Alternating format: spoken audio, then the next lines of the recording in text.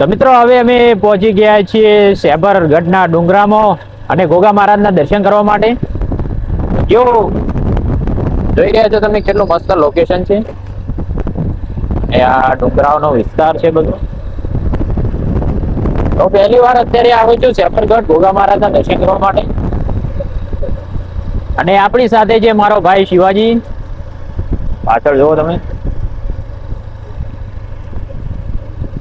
તો હવે મંદિરે અમે નજીક પહોંચી ગયા છીએ. બ્લોગમાં તમે બન્યા રહો કન્ટિન્યુ. તો મિત્રો હવે પહોંચી ગયા છીએ ગોગા મહારાજના મંદિરે અને પાછળ તમે ગેટ જોઈ શકો છો. અને હવે આપણે જવાના છીએ અંદર અને તમને પણ દર્શન કરાવીશું. અને કમેન્ટમાં લખી દો જય ગોગા મહારાજ અને તમે સેબરગઢ આવેલા છો કે નહીં તે કમેન્ટ કરજો.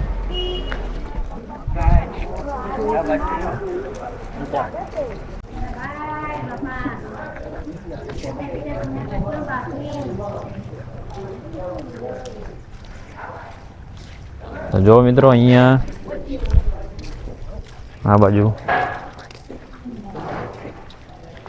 નાગેશ્વર મહાદેવનું મંદિર છે. અહીંયા ગોગા મહારાજનું. અહીંયા આપણે બૂટ ચંપલ બહાર ઉતારીને પછી મંદિરની તરફ અંદર એન્ટર થઈએ.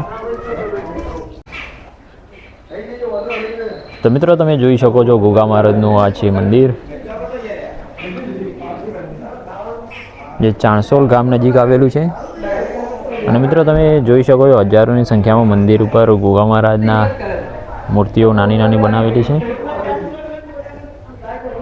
અને જો મંદિર કેટલું મસ્ત દેખાઈ રહી છે. અને અહીંયાના તમે વિડીયો તો જોયા જ છે કેટલાય.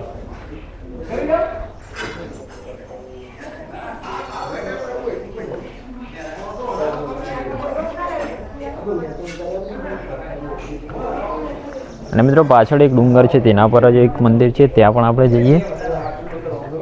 અને શેનું મંદિર છે તે જોતા આવીએ આપણે. તો પહેલાં તમને કરાવી દઉં ગોગા મહારાજના દર્શન. ચાલો અને મંદિર અંદરથી કેવું દેખાઈ રહ્યું છે બતાવું.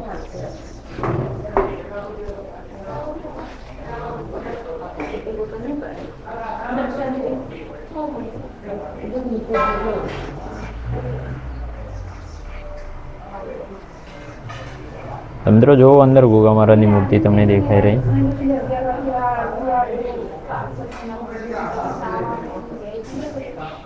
અને સામે કાચ છે એટલે થોડું ક્લીન દેખાતું નથી.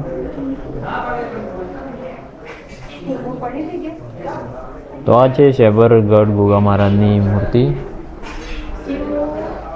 અને જો તમે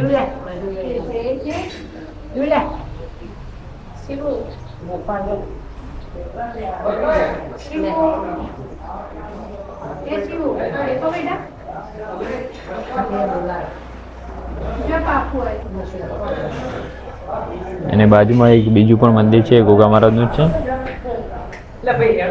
ત્યાં પણ આપણે દર્શન કરી લેતા.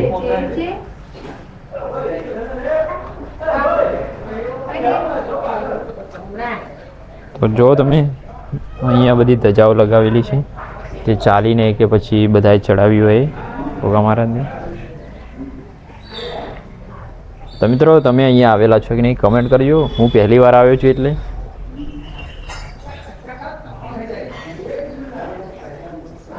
તો મિત્રો અહીંયા કેટલું શાંત વાતાવરણ છે અને બધા ચાલીને ઘણા બધા લોકો અહીંયા દર્શન કરવા આવે છે.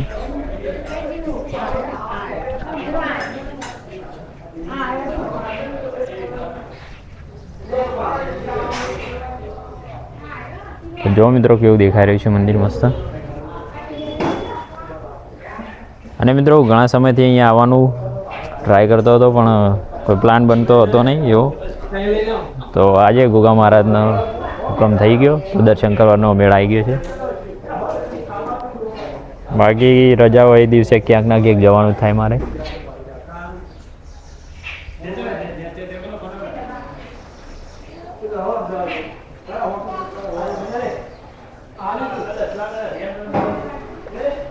અને મિત્રો અહીંયા મંદિરની એક ગૌશાળા પણ છે રસ્તામાં હતી, અમે ત્યાં પણ જઈને આવ્યા છીએ. અને અહીંયા શ્રીફળ વધેરવાનું અને એ બધું છે. અને આ બાજુ વોશરૂમ અને એ અને વાડી બધું છે. મિત્રો મંદિર કેટલું સરસ દેખાય છે ને પાછળ ડુંગર છે. જો લોકેશન તમે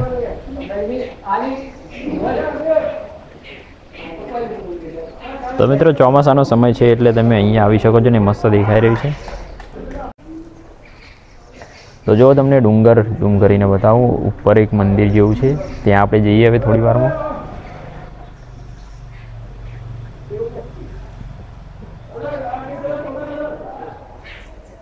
તો મિત્રો આ છે ગોગા મહારાજનું જે મોટું મંદિર છે એની બાજુનું મંદિર જો તમે, અને અહીંયા પાઘડી પણ એક મૂકેલી છે અંદર, જો દેખાઈ રહી.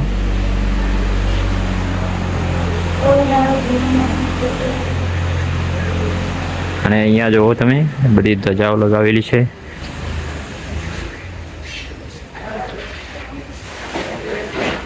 આ વડની વડવાઈઓ કેટલી બધી થઈ ગઈ છે જુઓ, અને કેટલું મસ્ત દેખાઈ રહ્યું છે અહીંયા. અને બધું સાફ સફાઈ બહુ સારી છે જુઓ તમે.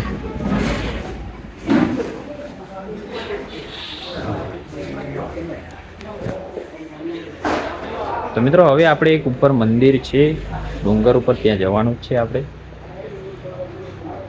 અને અહીંયાથી જો તમે કેવું મસ્ત દેખાય છે મંદિર. તો ચાલો પછી હવે જઈએ આપણે બહાર. જય માતાજી. તો મિત્રો હવે અમે આવ્યા છીએ નાગેશ્વર મહાદેવનું મંદિર છે ત્યાં, આપણે સેબરિયા ગોગા મહારાજની મંદિરની બાજુમાં જ. ને મિત્રો અહીંયાની વ્યવસ્થાની વાત કરીએ તો એટલી સુંદર વ્યવસ્થા કરેલી છે ને અહીંયા, જમવાથી લઈને બધી સ્વચ્છતાથી લઈને બધી સુવિધા છે મસ્ત. તો આ છે મહાદેવનું મંદિર, અને સામે દેખાય સેબરિયા ગોગા મહારાજનું મંદિર, અને અહીંયા ડુંગર દેખાય, અને કેટલું મસ્ત લોકેશન દેખાય છે અહીંયા. અને આ છે નાગેશ્વર મહાદેવનું મંદિર. તો ત્યાં આપણે આવીએ છીએ દર્શન કરવા માટે.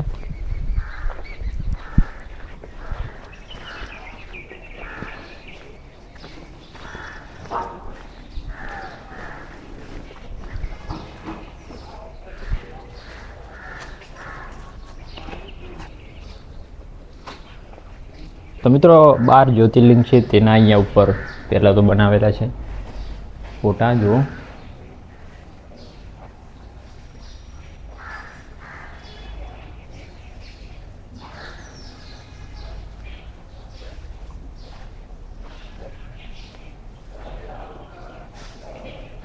તો જોઈ શકો છો આ મહાદેવની મૂર્તિ, શિવલિંગ બનાવેલું છે અંદર.